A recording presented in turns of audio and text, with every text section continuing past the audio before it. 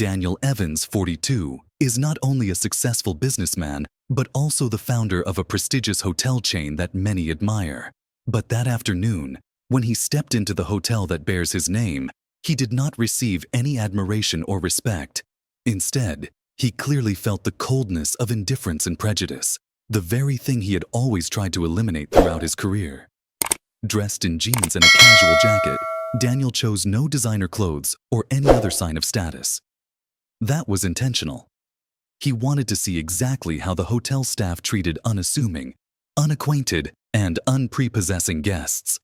What he didn't expect, however, was that right here, in the space he had worked so hard to create, injustice was still blatantly present. As Daniel entered the lobby, several staff members glanced at him, but no one greeted them or smiled. He could feel the aloofness, as if his presence was unwanted. This made him frown. Maybe they're busy, he thought to himself, trying to find a reason to justify their behavior. But when Daniel approached the front desk, any doubts about the lack of service were erased by the cold attitude of the young receptionist named Jake. The man was about 28 years old, with a cold face, not bothering to raise his head to greet the guest. Daniel stood there, waiting for a word, or at least a look. But all he received was a long, heavy, uncomfortable silence. After a long while, Jake finally raised his head, looking Daniel up and down with an appraising gaze. Without needing an explanation, his gaze said it all. "You don't belong here." Daniel was taken aback. How could a hotel employee, who was trained to serve all guests with respect, have such an attitude? "Hello. I would like to inquire about availability," Daniel said, trying to keep his voice calm despite the turmoil inside him. Jake, not bothering to smile, replied blandly, "We're fully booked." He didn't even bother to look at the system to check. Daniel leaned over, glancing at the computer screen to make sure Jake hadn't even touched the keyboard. It was more than indifference. It was implicit contempt, and Daniel felt it. To Jake, he was just a plain-looking middle-aged man, unworthy of attention. Daniel felt a surge of frustration. As someone who had worked his entire life to get to this position, he knew that social prejudices never completely disappeared. But facing them in the space he created was really uncomfortable. He wondered, is this how they treat every customer who doesn't fit their self-imposed standards of appearance? Despite his frustration, Daniel remained calm. He knew that hasty action was never the answer. He decided to try again, to see if there had been a misunderstanding. But deep down, he already knew the answer. Injustice still existed, even in the places he thought he had control over. Feeling a mixture of anger and frustration, Daniel told himself that it was time to not just observe, but act. What had just happened was not simply the carelessness of an employee, but a sign of a flawed system that needed to be changed. Daniel walked up to the front desk, expecting to receive the welcome that any customer deserves. But from the very first moment, he felt a distinct lack of respect. Jake, a young receptionist, about 28 years old, was staring at his computer screen, seemingly oblivious to Daniel's presence. He stood there, waiting for a look, a greeting, but received only heavy silence. "Hello.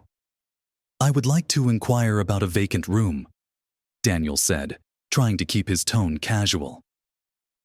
Jake reluctantly raised his head, but not with a friendly look, but with a fleeting glance, as if assessing whether the man across from him was worthy of his attention. That indifferent glance, fleeting but sharp, made Daniel feel shocked. In his years of running a business, he had met many types of people, but this kind of implicit contempt was something he did not expect to happen right in his own hotel. "We're out of rooms," Jake replied, his voice cold and without any intention of checking. He turned back to his computer screen, as if the conversation were over. Daniel frowned, surprised by the lack of professionalism. He knew the hotel had plenty of rooms available. He'd checked the system before coming here. But Jake didn't even bother to press a few keys to check. "Could you double-check? I already made a reservation," Daniel offered gently. trying to maintain his composure despite his growing frustration. But Jake's response only served to frustrate him further. He sighed, scanning the screen nonchalantly, as if this were a most troublesome request. There was no trace of sincerity or professionalism in the way he did his job. "There's no room for you," Jake replied, this time even more rudely. His eyes swept over Daniel, undisguised with annoyance, as if to say he should leave. Daniel sensed clearly that the problem wasn't the availability of rooms, but the man himself, his plain appearance, his unflashy clothes, and perhaps what Jake thought of him. A sense of injustice and frustration welled up inside Daniel. As a successful businessman, he had always strived to build a culture of dedicated and fair service within his system. Yet, at this very hotel, he had become the victim of biased judgment. He understood better than anyone that disrespect not only hurt individuals, but also affected the reputation of the entire system. Daniel stood still, saying nothing more, but his gaze grew colder. He did not leave, not letting this disrespect deter him. This was no longer about him, but something much bigger, a test of the system he had built.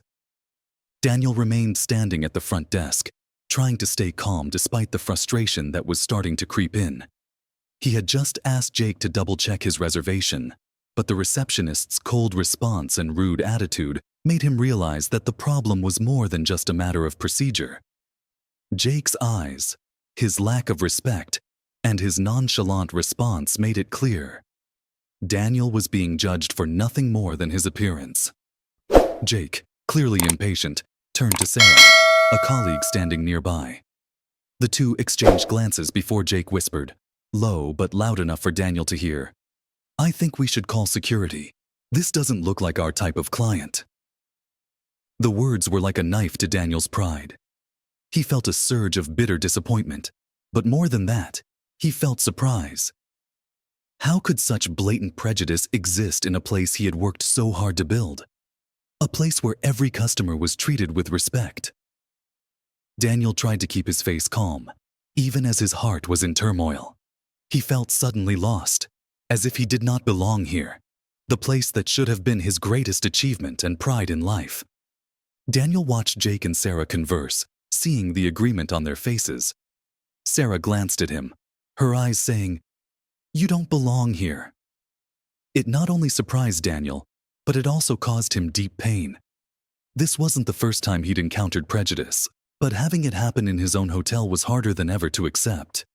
Instead of reacting immediately, Daniel decided to let the situation play out. He wanted to see how deep their prejudices ran. This was not only a test for Jake and Sarah, but also an opportunity for him to better understand the system he had come to trust. Was this how they treated all guests who did not meet their self-imposed standards? Time seemed to stand still. Daniel stood there, waiting for Jake and Sarah to make their next move. The wait was uncomfortable, bitter, and frustrating. He felt like he was being judged by an invisible jury, where his achievements, his reputation, and his true worth were all being dismissed, simply because his appearance did not meet the standards. In that moment, Daniel realized that this was not just a personal issue. This was a confrontation with an unjust system, one that had instilled prejudice in the way people treated each other. He took a deep breath, trying to shake off the feeling of being alone. Whatever happened next, he knew he had to stand firm, not just for himself, but for others who might not have the strength to speak up. Daniel felt every glance and every whisper from his staff, but he did not leave. His calm demeanor was not just endurance, but also waiting to see how far this prejudice would take them. Not long after, two security guards appeared in the hotel lobby, looking stiff as if they were dealing with a serious situation. Daniel watched them approach, his eyes unconcealed and ready to carry out Jake and Sarah's request without asking why. None of them stopped to investigate. Not a single question was asked. To them, Daniel's presence in the hotel was a big enough problem to be dismissed. "Sir, you are requested to leave immediately," one of the guards, a large man, said in a cold voice, showing no respect at all. Without waiting for Daniel to reply, the other guard stepped forward, ready to put his hands on him, as if he were a real threat. Daniel did not resist, but he did not give in either. As soon as the guard's hand touched his arm, he gently removed it and stood up straight. Despite the tension in the situation, Daniel kept his voice calm. He looked the guard straight in the eye and spoke slowly but forcefully. "It seems you don't know who I am." The statement was not just a statement, but also carried the weight of pride, of a determination not to bow to injustice. The two guards paused, exchanging confused glances. They did not understand what Daniel was implying, but the calm, authoritative tone of his voice stopped them. Jake, standing behind the front desk, watched the scene with displeasure. "He's not our guest," he said loudly, his tone laced with disdain. "Just get him out." Sarah nodded, her eyes agreeing with Jake's words. The feeling of injustice surrounding him made Daniel feel as if his chest was being squeezed. Why were people here so willing to push him away without once asking themselves if they were wrong? Were they judging people based on their appearance? These thoughts swirled in his mind, but Daniel knew this was not the time to let his emotions show. He needed to get this straight, not just for himself, but for anyone else who might find themselves in a similar situation. "Before you do something you might regret, I suggest you get to the bottom of this situation," Daniel said, his voice soft but sharp as a warning. The two guards, despite their tough demeanor, couldn't ignore the power of his calm. The air in the hall seemed to freeze. All eyes turned to Daniel. Jake, seemingly losing patience, urged, "Don't listen to him. Just get him out." But Daniel did not budge. He stood there, a mountain of stability in the storm of prejudice. With every word, every look, he wanted to convey a message. This injustice cannot continue. This was no longer his problem, but the problem of a system, a society in which judgments based on appearance were still all too common. This moment, for Daniel, was more than a minor altercation in a hotel lobby. It was a turning point, an opportunity for him to stand up against prejudice, to make it clear that human dignity should never be trampled on by superficial judgments. Daniel stood up straight, his eyes calm but full of power. The space in the hotel lobby seemed to freeze as he slowly pulled out an ID card from his pocket. The shiny card reflected the light. The words on it clearly read, "Daniel Evans, owner of the hotel chain." Jake, the receptionist, froze when he saw the card. His eyes widened, his normally stoic face turning pale, then red with embarrassment. Sarah, standing nearby, couldn't hide her shock either. She stared at the card in Daniel's hand, as if she couldn't believe what was happening. The two guards, who had been so tough, now stood silently, exchanging worried and confused glances. "You just tried to kick me out of my own hotel," Daniel said, his voice calm but sharp as a knife. "Just because I wasn't dressed the way you expected." The words rang out like a silent verdict on everyone before him. Jake opened his mouth to say something, but his voice came out in a stutter. I don't know." He tried to defend himself, but the words only made his embarrassment more obvious. Sarah, who had whispered to Jake about calling security, now looked down, unable to meet Daniel's gaze. Her hands were shaking, clasped together as if she were trying to find some sort of grip to escape the situation. "I don't think," she mumbled, but stopped when Daniel turned to look at her, his eyes full of disappointment and determination. The two guards, who had been about to force Daniel out of the hotel, now stood frozen. They said nothing, but disbelief and shame were written all over their faces. They knew they had made a huge mistake, but they had no idea how to fix it. Daniel let his eyes sweep over each person. He didn't need to shout, nor did he need to scold loudly. The truth spoke for itself. He could clearly feel the shame and regret that filled the air, but that didn't ease the feeling of disappointment in his heart. "What frustrates me is not that you don't recognize who I am," Daniel said, his voice steady but carrying the weight of severity. "It's that you don't think that anyone who walks into this hotel deserves to be treated with respect. Not because of their status, but simply because they're human. Jake bowed his head, his face red with shame. Sarah didn't dare look straight, her eyes avoiding his. The two guards stood still, neither daring to utter a word. In that moment, Daniel knew they had realized their mistake. But would this lesson be enough to change the way they viewed and acted in the future? He knew that true change would take more than a moment of shame. "This is not just about me," Daniel continued. "If this hotel continues to operate like this, you will lose the most important thing, the trust and loyalty of the people who are supposed to be welcome here." The atmosphere in the hotel lobby was heavy. Daniel's words were engraved in everyone's mind. He looked at them one more time before putting the card back in his pocket, his eyes clearly saying that this story was not over. This was only the beginning of the changes he would bring. After letting everyone in the hotel lobby absorb the truth, Daniel decided not to stop at exposing his personal mistake. He asked to meet the hotel manager to solve the problem at its root. The manager, a middle-aged man with a worried expression, hurriedly appeared, his eyes unable to hide the panic when he learned of what had just happened. "Mr. Evans, I sincerely apologize for what happened," the manager said, bowing his head in apology. "I can't believe this happened at our hotel. I'll take care of it right away." Daniel kept his face calm but stern, his eyes piercing the depths of the person he was looking at. "I don't need an apology," he said, his voice calm but powerful. "I need to change." Daniel's words left the manager speechless. "What change, sir?" he asked, his voice dropping, clearly understanding that this was not a simple glitch, but a symptom of a deeper problem in the system. "First, your staff needs to be retrained," Daniel said bluntly. "Not just in service, but in how to treat every customer with respect, no matter what they look like. This isn't the first time I've heard of something like this, and if things don't change soon, it certainly won't be the last."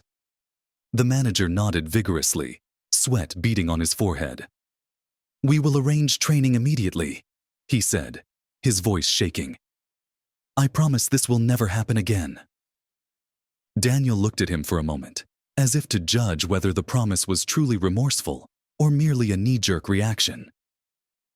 "Your actions will speak for themselves," Daniel said, his voice firm. "I will personally review these changes, and if there is no difference, I will not hesitate to replace those who are incompetent." The manager bowed again, while Jake, Sarah, and the two guards stood still. They knew there was no room for excuses. Daniel turned to leave, but before he left he added, "Remember, respect is the foundation of any business. Don't let my customers, or anyone else, feel like they're not worthy because of their appearance." Daniel sat down on a chair in the hotel lobby, his eyes quietly observing the space around him. The magnificent chandeliers, the polished marble floors, all were symbols of the hard work and dedication he had put into building this empire. But today, here, he had witnessed a painful lesson in prejudice and injustice. It weighed heavily on his heart. Daniel closed his eyes for a moment, letting memories of his family flood back to him. He remembered what his father had taught him as a child. "You must always fight for fairness and respect. Never let anyone judge you by your appearance."